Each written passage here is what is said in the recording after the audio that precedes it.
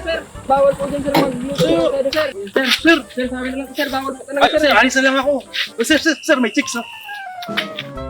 Guys, nandito na kami sa Pilipinas. Iba tong trip na to dahil ang pakay talaga namin dito ay puntahan yung bago naming bahay. Para dun sa mga nakapanood ng past na video natin tungkol dun sa bahay na pinapagawa sa Pilipinas, may update ako sa inyo. Ikukwento ko sa inyo mamaya kung ano talaga yung nangyari at kung paano kami napadpad dito. Abangan nyo sa kalagitnaan ng video natin. Pero right now, magluto muna tayo. Kanina pa ako nagugutom eh. Tara! Welcome sa Panlasang Pinoy! Para sa ating episode, magluto naman tayo ng pork binagoongan sa gata. Ito yung spicy version na sobrang linamnam talaga. Sigurado, tataob na naman ang kaldero nyo dito. Kaya kung handa na kayo, tara, umpisa na natin. Ito yung mga ingredients na kakailanganin natin para sa ating recipe. Liampo o pork belly. Gagamit din tayo ng talong para sa recipe na to.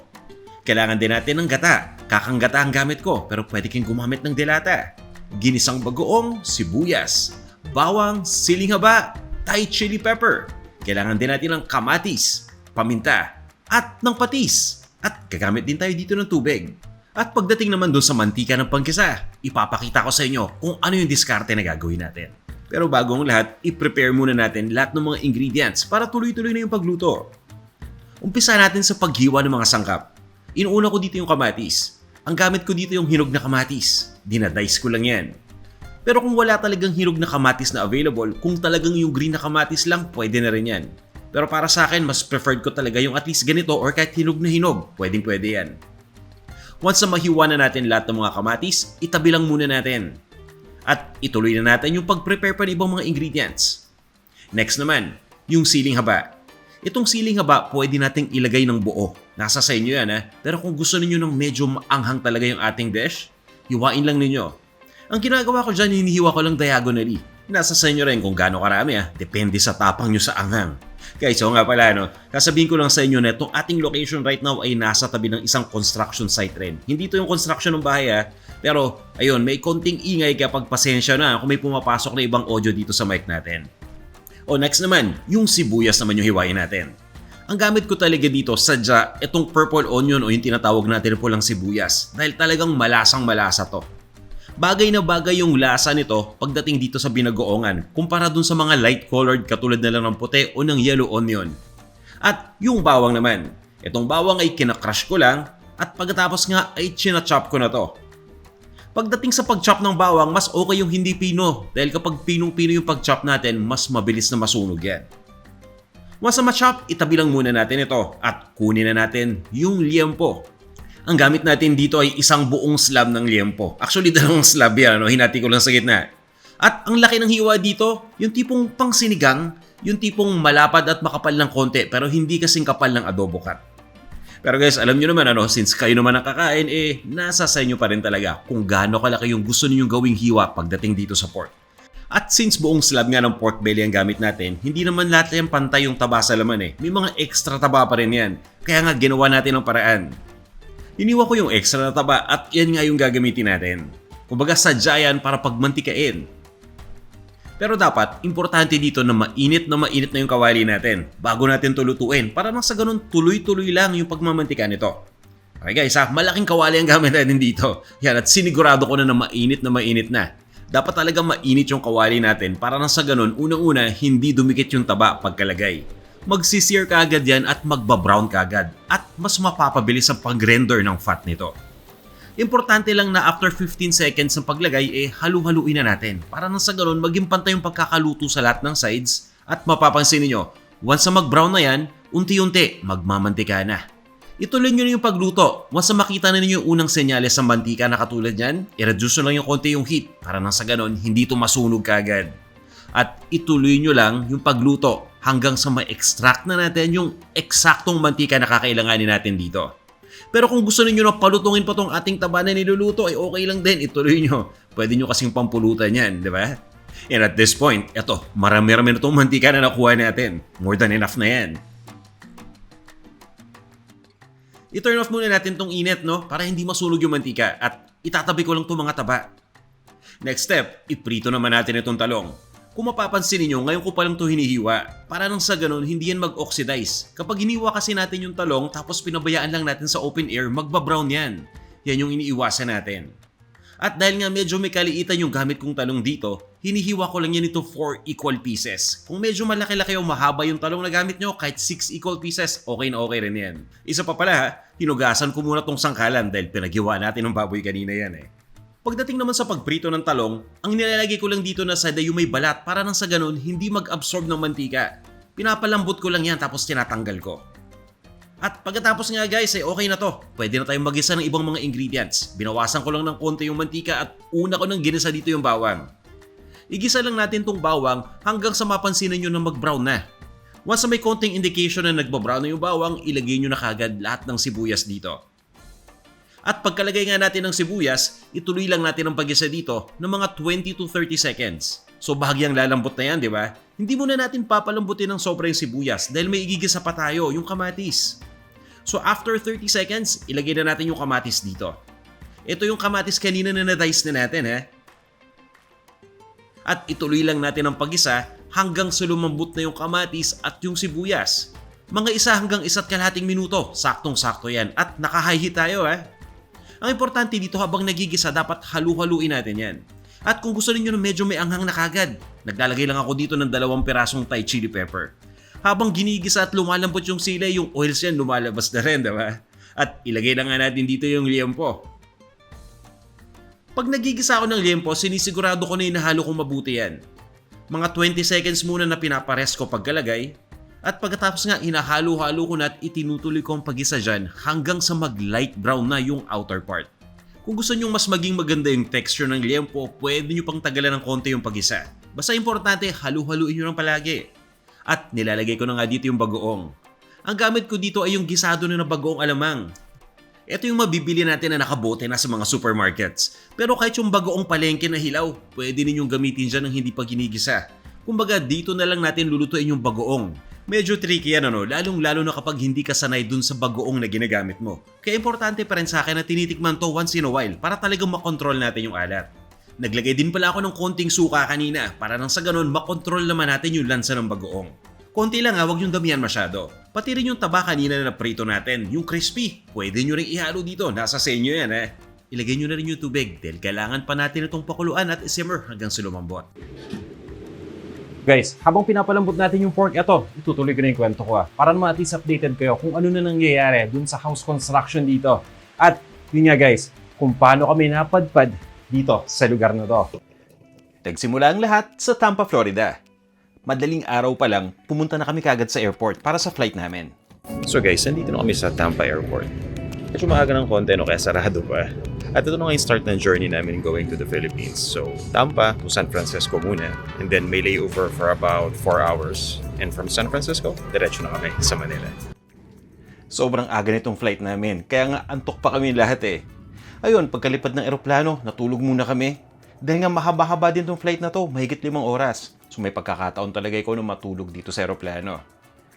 At nagising na nga lang ako nang sunerve na yung breakfast.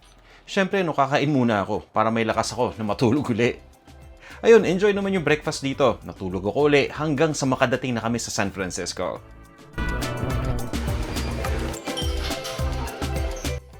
Walang katapusang kainan na naman to dahil pagdating nga sa San Francisco Airport, dumiretso na kami sa lounge. Nabutan ko dito yung continental breakfast nila. At meron din sila ditong congee section. Siyempre, congee muna yung kinuha ko. Kunyari, konti lang yung kakainin, di ba? Tapos kumuha ko ng fresh na juice. Nakakaya naman, di ba, kapag kunin ko lahat tapos makikita nila sa harap ng mesa. Halata nilang matakaw ako. Kaya pagkaubos ko ng isa, bumalik ako at sinimplihan ko na. Tinikman ko na lahat ng meron sila doon. Inabot kami hanggang tanghali at pagdating nga ng tanghali, ayos naman yung food nila. Meron ditong baked salmon na maraming gulay at kumuha din ako ng penne pesto pasta. So guys, dito na kami sa flight from San Francisco to Manila. Nagantay lang kami dito at yung mga kababayan tayo na na-meet namin. See you guys. Okay. So guys, dito na kami sa upuan. Ilang oras nga ba yung flight namin? 11 hours yata ito. Nakakatuwa kasi ang dami nating kababayan dito sa flight na to. Oo ba? Saan kayo sa atin? Sa, QC po. Kumusta pa? So, let's try this chicken adobo nila sa gata. Tapos kung masarap guys, at kung nagustuhan ko, gawin natin para at least matikman nyo rin. Share ko yung recipe sa inyo. Iba talaga yung pakiramdam, no? Kung alam mo na papalipad ka na sa Pilipinas. Siyempre, no? Excited.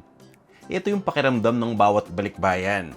Lalong-lalo na kapag matagal ka na hindi nakakauwi sa atin, di ba?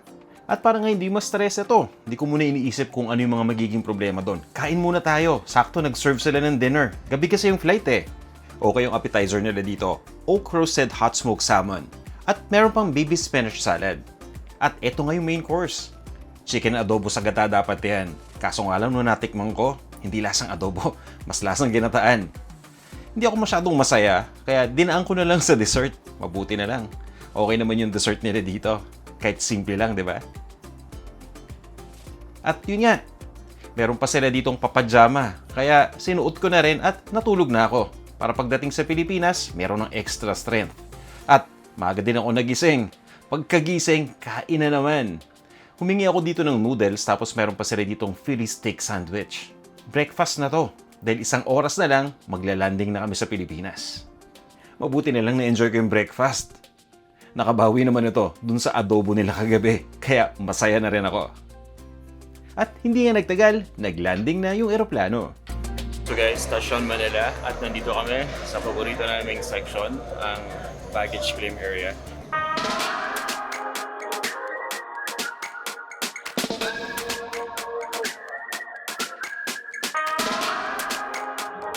Guys, kamusta na? Update lang. Nandito na kami ngayon sa Pilipinas. Pero hindi pa kumpletong nagawa yung bahay namin eh. Hindi pa pwedeng malipatan. Kaya nagstay na lang muna kami dito sa isang hotel sa Makati. Ang pakay talaga namin ay makapunta kagad at mabisita yung ginagawang bahay sa Cavite. Gusto ko lang talagang malaman yung developments. Nasaan na ba yung construction? Kailan ba ito pwedeng tirahan? Ano pa ba yung mga kailangan gawin para matapos ito ng tuluyan? Ang dami pa mga katanungan, medyo malabo pa right now. Kaya nga, once na mag-settle na kami dito, didiretso na kami dun sa bahay para naman ma-check na rin yon. Sadya talaga namin pinili itong lugar na to dahil sikat yan pagdating sa kanilang buffet breakfast. Iba't ibang mga pagkain ang makikita mo. Kumbaga bahala ka na kung anong gusto mong kainin sa araw na yon. At ang sasarap. Sa sobrang dami nga ng lagi kong nakakain, pagdating sa tanghali, busog pa rin ako eh. Takaw, no? So guys, breakfast time muna tayo. Ang daming selection dito, iba-iba. Nag-black coffee lang muna ako. Nag-omelette na may mushroom. Tara, kain tayo.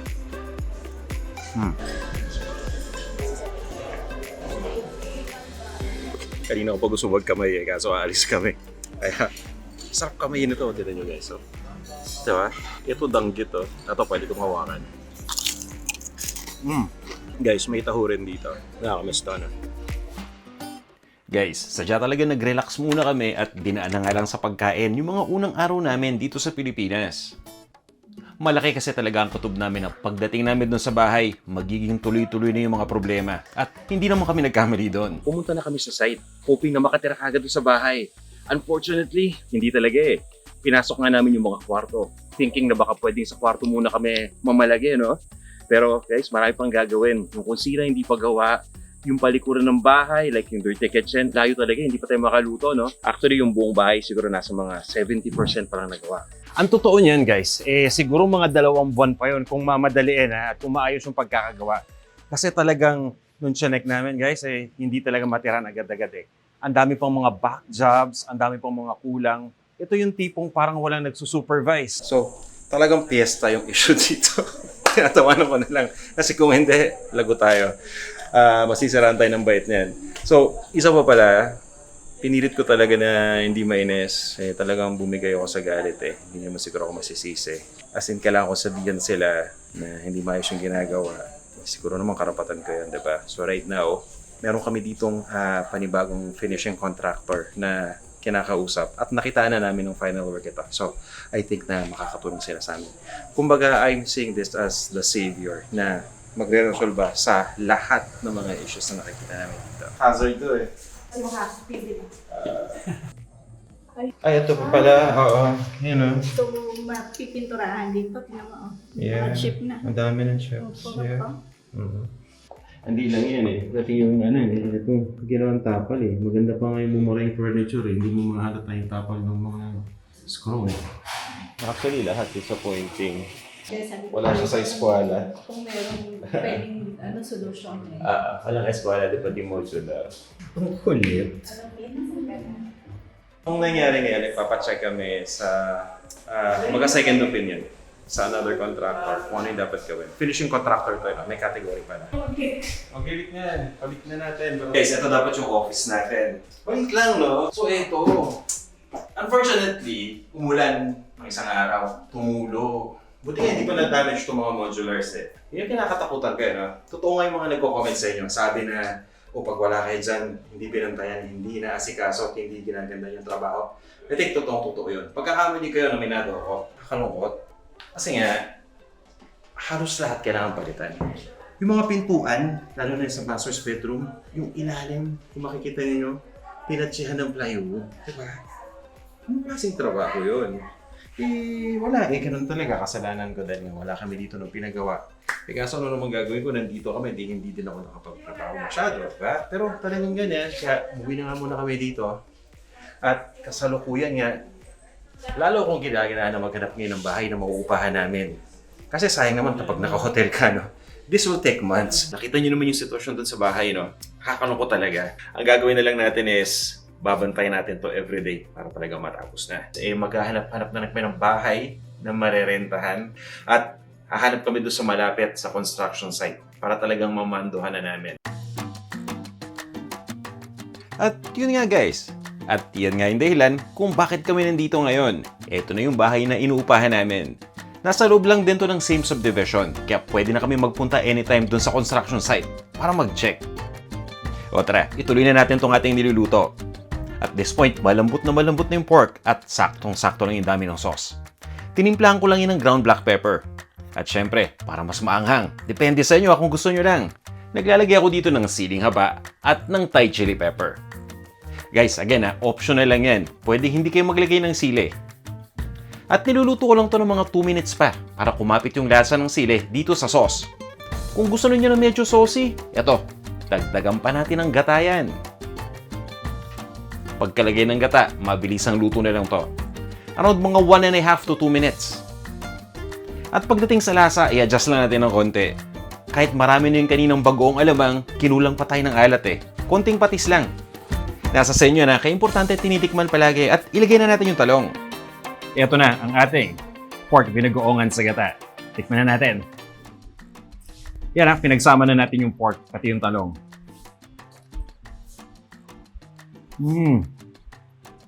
Saktong-sakto lang. Although yung meat, siguro kapag pinatagalan pa natin itong lutuin, mas lalambot to. Okay yung pagkakaalat niya eh. So tingin ko saktong-sakto. Ang comment ko rin dito talaga, yung anghang. Medyo napaanghang ko. Pero okay lang Para sa akin, yung tenderness ng pork, siguro makakatulong pa to kapag pinakuluan pa natin ng konti. Siguro mga 10 to 12 minutes. Pero ito okay na to. Hindi siya lumalaban kapag kinakagat mo. Kaya siguro nag-a-adjust lang ako. Kasi nga, kakadating ko lang dito, di ba? Around mga 1 hour na pagpapakulo ka kasi sa US na pork, mabilis. Kumbaga, malambot na malambot. Dito yung 1 hour, siguro kailangan pa natin dagdagan ng mga 12 to 15 minutes. Mabuti na lang, masarap tong pork pinag-oongan natin. Nakakatanggal ng stress. Kaya guys, subukan nyo itong ating recipe Guys, at yun na, tutok lang kayo. Kasi ang bala ko dito guys, araw-araw magluluto na tayo. Kung saan man tayo abutan ng pwede natin paglutuan, ayos lang yan. Tapos magbibigay din ako ng update kasi excited na talaga ako sa mga gagawin natin next dun sa bahay. Sana magkita-kita tayo ulit sa ating mga susunod pang video. Subukan nyo itong ating recipe At kung hindi pa kayo nagsasubscribe dito sa ating Panlasang Pinoy YouTube channel, baka pwedeng pa-subscribe naman. I-click nyo lang yung subscribe button dito sa ilalim ng video. At i-click nyo rin yung bell icon para ma-notify kayo ni YouTube tuwing may bago tayong video na ina-upload.